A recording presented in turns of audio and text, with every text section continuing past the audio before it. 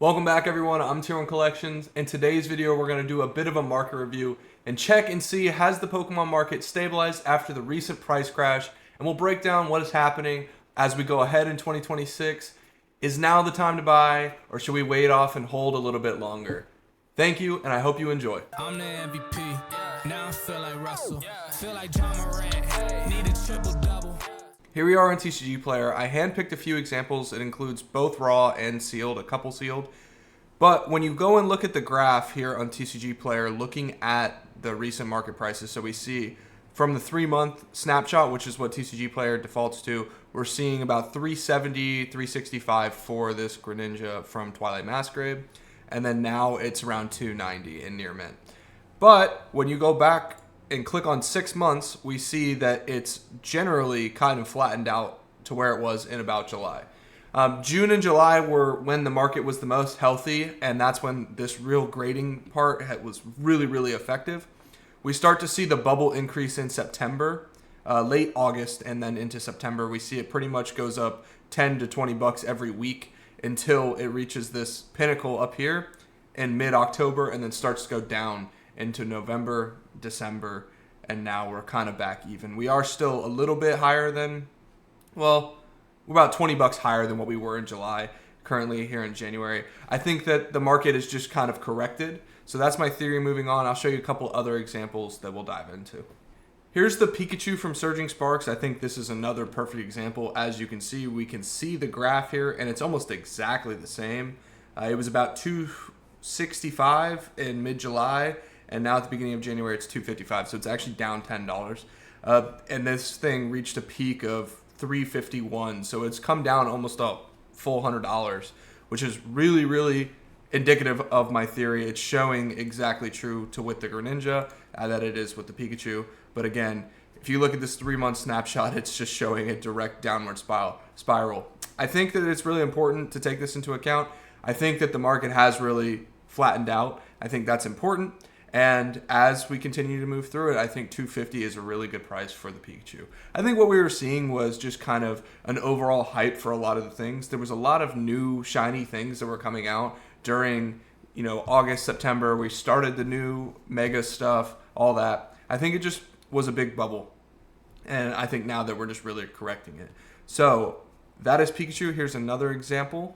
Here's a way less egregious example in Blaziken VMAX from Chilling Reign. Obviously, this was out of print before even the Scarlet, well, maybe just into the Scarlet and Violet era. But with this bubble, this thing is not being reprinted and everything. So I wanted to, kind of grab two different pockets of this. So with Blaziken, we saw the graph is very similar. Looking at the 6 months graph here, again, we see about mid to late July, 350. And then now it's about 343. Now, we didn't see as much of a price increase, but we still saw a price increase. Now, this price increase was only $30 only, but it's important to see just that the graph is holding true for a lot of these bigger hits.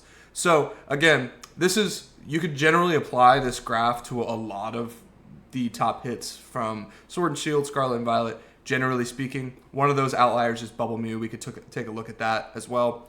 But it is important to look at it here. I picked this example specifically because I did buy this in July, and then I also bought it now. And I looked through my records, and I bought it for the exact same price in both instances. So I think that's interesting. And I think that, again, I think the market's leveling out. So let's look at Bubble Mew. Here is Bubble Mew.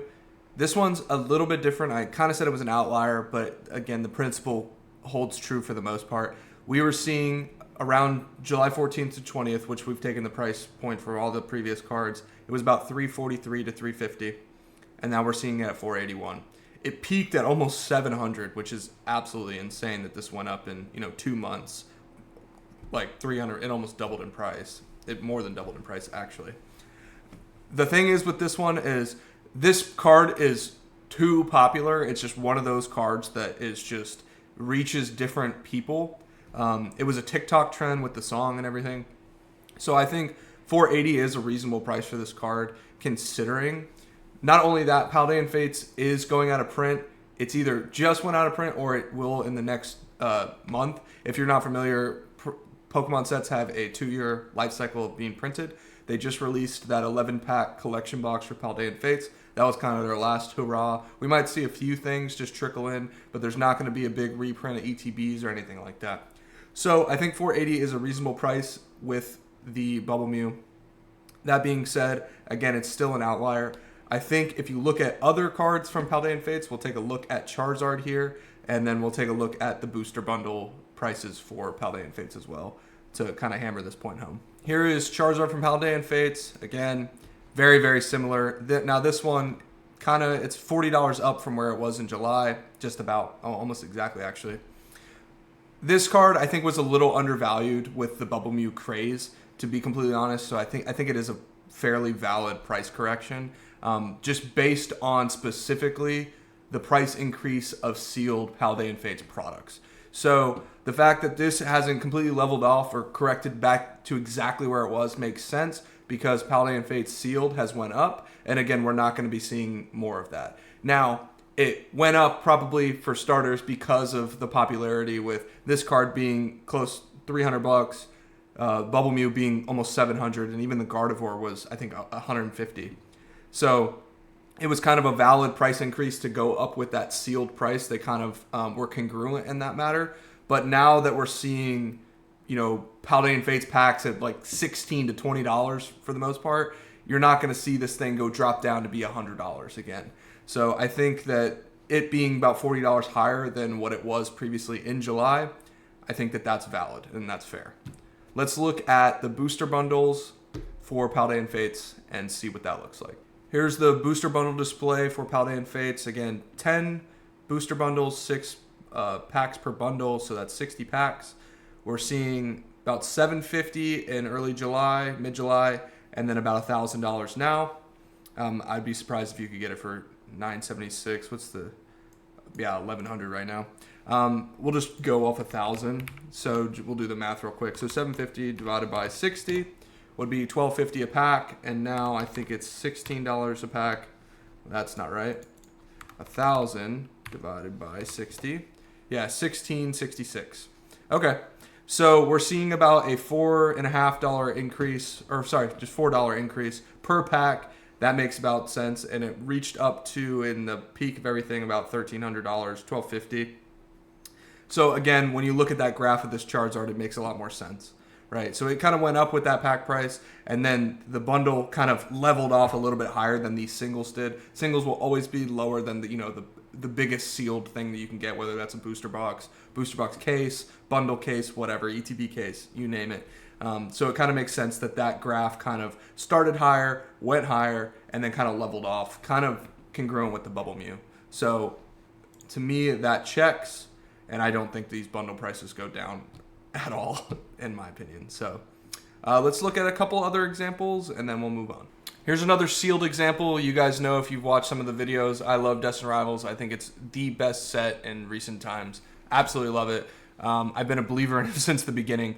But we do not see a very, very similar graph. We do have a peak in September. It did go up about $100, but it's kind of held pretty steady at around 400, plus or minus $25. Since about early October, it's been about 400. Mid to early September, it was about 490. This makes sense. Again, sealed is going to be way less volatile when it comes to stuff like that. Obviously, if there was, 100,000 new booster box cases that just got thrown onto the market, it would be a little bit different. The supply probably would not mesh with the demand in that case. But all things considered, I think that this is pretty solid at $400. And that goes to the strength of the set. I've talked about that 100 times before. I think that Destined Rivals just has one of the strongest top singles that you can get. And pretty much if you're pulling an SIR, like I think there's 11 SIRs, 8 of the 11 are pretty good. And then like 6 of those are over $100. That's just really, really good. No other set really has that, minus Prismatic. And Prismatic, your percentage of hitting a good one is just so much harder, comparatively speaking. So this again is warranted. You're not going to see as much volatility when it comes to sealed as opposed to a single that might get a little bit of popularity and then jump off. For example, like that Bubble Mew. So again, sealed is always the safer investment. I think 400 for a Destin Rivals booster box when the Mewtwo is about 450 to 500 bucks. You still have the Psyduck, the Typhlosion, and the Lapras that are all holding pretty strong in the set as well.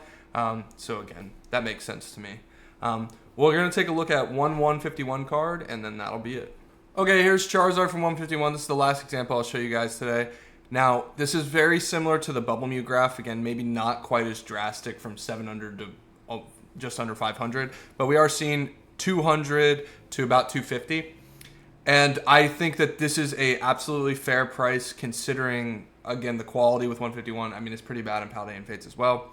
But on a near mint copy of Charizard, I've pulled out a lot of not near mint straight out the pack, but this card is completely out of print. There's going to be no more 151 SIR Charizards, this card printed anymore. So I think, again, this is kind of a very, very similar instance as Paldean Fates, where we're just not going to see these on the market being flooded.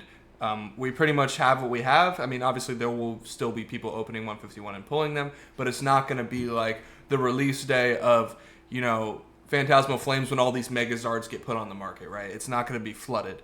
So if there is a, demand for this card, then it's going to be, the supply is online, the things are being sold. That's just the way that it is. So I think that this being at 250 is absolutely fair price. I just wanted to show a 151 example because, again, that thing went out of print about a month and a half ago, 2 months ago. So we might start seeing these actually go up here. Maybe not quite to 300 in the near future, but maybe down the road in the next 6 months. I wouldn't be surprised if this goes back and beats this peak. So that's Charizard from 151. Thank you all for watching. I really appreciate it. I hope you enjoyed. Join the Discord down below. I promise it is worth your time. And if you want to become a paid YouTube member, you get super in-depth analysis on a lot of stuff. If you need help growing your Pokemon card business, that is the place to be. Thank you all for watching. I will catch y'all in the next one.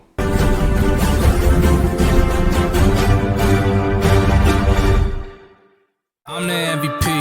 Now I feel like Russell. Feel like John Morant. Need a triple double.